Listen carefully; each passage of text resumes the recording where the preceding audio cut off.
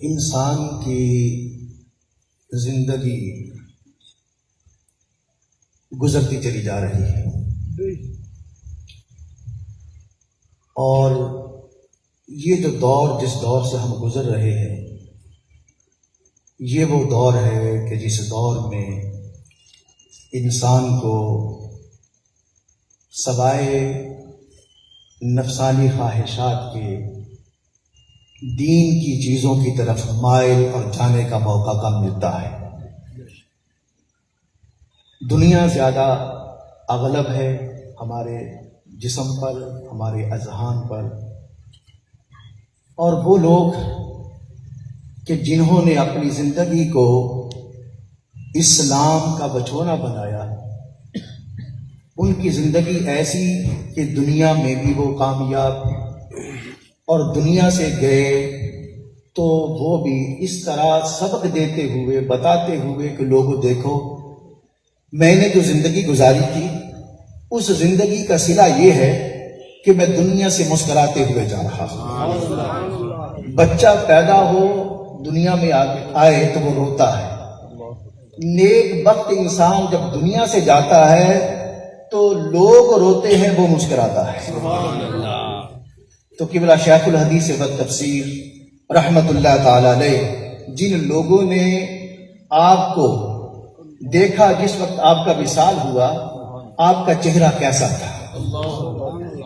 چہرے پر مسکراہٹ تھی۔ یہ ایک درس تھا کہ لوگوں میری زندگی کو دیکھو کہ میں نے کتنے سال یہاں پر بیٹھ کر اپنی مسند پر بیٹھ کر یہ پڑھاتا رہا ہوں کہ قال قال رسول اللہ صلی اللہ علیہ وسلم۔ اس کا صلہ یہ ملا کہ دنیا سے گیا ہوں تو میں مسکراتا ہوا جا رہا ہوں اور بتا رہا ہوں کہ دنیا میں رہتے ہوئے علم کو حاصل کرو، علم کو حاصل کرو۔ اگر علم مل گیا تو جان لو تم نے اپنی زندگی کو کامیاب کر لیا۔ صرف رب اللہ پر اللہ نے بات کو ختم نہیں کیا کہ بے شک وہ لوگ جنہوں نے کہا ہمارا رب اللہ، فرمایا ثم استقاموا، پھر جو اس پر ثابت قدم رہے۔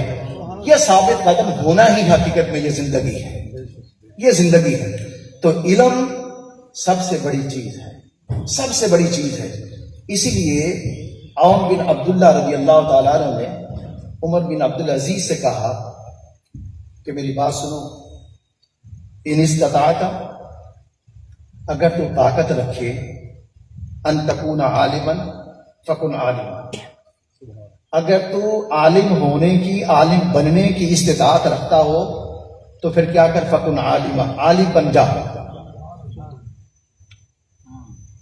فإن لم تستطع، اور اگر تمہیں یہ طاقت نہ ہو، عالم بننے کی طاقت نہ ہو، تو فکن متعلما، تو پھر متعلم بن جا، شاگرد بن جا، کسی کے محفل میں، عالم دین کے محفل میں بیٹھنے والا بن جا۔ فإن لم تستطع، اور اگر تجھے یہ بھی طاقت نہ ہو تو پھر مستمع، ان کو سننے والا بن جا، کہ جو وہ بات کہتے ہیں وہ کیا ہے، ان کو سننے والا بن جا۔ فإن لم تستطع، اور اگر یہ بھی طاقت نہ ہو تو پھر تو کیا کرے، محبا، پھر تو ان سے محبت کرنے والا بن جا۔ یہ چار چیزیں بیان کر دی، عالم بن جا، یہ نہ بن سکے تو متعلم بن جا، یہ نہ بن سکے تو ان کی محفل میں بیٹھنے والا بن جا، ان کی باتوں کو سننے والا بن جا، یہ نہ بن سکے تو کیا بن، ان سے محبت۔ فلا تکن للخامس، پانچویں چیز نہ بننا، وہ کیا ہے، فرمایا فلا تبغضھم، ان سے بغض رکھنے والا نہ بننا، ان سے بغض رکھنے والا نہ بننا۔ تو یہ اتنی بڑی بات ہے، اتنی بڑی بات کہ جس شخصیت نے پوری زندگی درس قرآن پڑھایا، درس حدیث دیا، آپ نے درس حدیث دیتے ہوئے اپنے شاگردوں کو جب حدیث پڑھا رہے، ایک دفعہ ایسا موقع بھی آ گیا، حدیث پڑھا رہے تو حضور علیہ الصلوۃ والسلام کے حسن و جمال کی بات آ گئی۔ حسن و جمال کی بات آئی تو ایک حضرت کے شاگرد تھے مولانا عنایت علی صاحب رحمت اللہ تعالی، وہ بھی انتقال کر گئے۔ تو انہوں نے آنکھیں بند کر لی اور آنکھیں بند کر کے ان کی آنکھوں میں آنسو آ گئے. جب آنکھ کھولی تو قبلہ شیخ الحدیث محدث اعظم قصوری رحمۃ اللہ تعالی علیہ کے چہرے کی طرف دیکھا تو کہنے لگے کہ حضرت کچھ دیکھا ہے. تو آپ نے فرمایا کہ تو نے آنکھیں بند کر کے دیکھا, ہم نے کھلی آنکھوں سے دیکھا. تو جو اس مقام پر پہنچ جائے پھر اس کے لیے سارے حجابات اٹھ جاتے ہیں, سارے حجابات اٹھ جاتے ہیں, تو پھر وہ محدث کی جگہ پر بیٹھ جاتا ہے. تو اس لیے آج اس ہستی کا ہم یہ ذکر خیر کر رہے ہیں. یہ معمولی سی شخصیت نہیں, ہمارے لیے بہت بڑا یہ مقام ہے.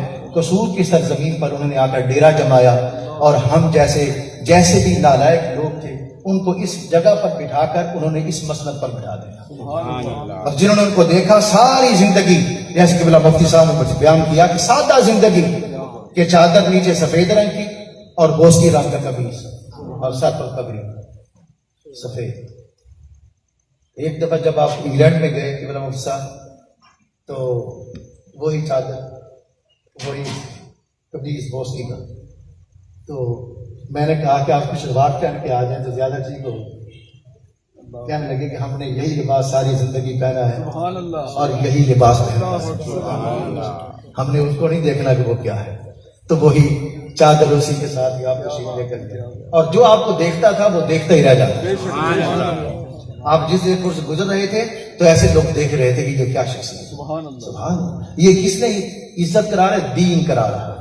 دین جو دین سے وابستہ ہو جاتا ہے پھر دین اس کی عزت کراتا ہے, دین اس کی عزت کراتا ہے. تو اس لیے اللہ رب العزت ہمیں حضور علیہ الصلوۃ والسلام کے صدقہ سے محدث اعظم قصوری رحمۃ اللہ تعالی علیہ کے مشن کو کامیاب کرنے کی توفیق عطا فرمائے اور ان سے وابستہ رہنے کی توفیق عطا فرمائے. آمین ثم آمین. وما علینا الا البلاغ.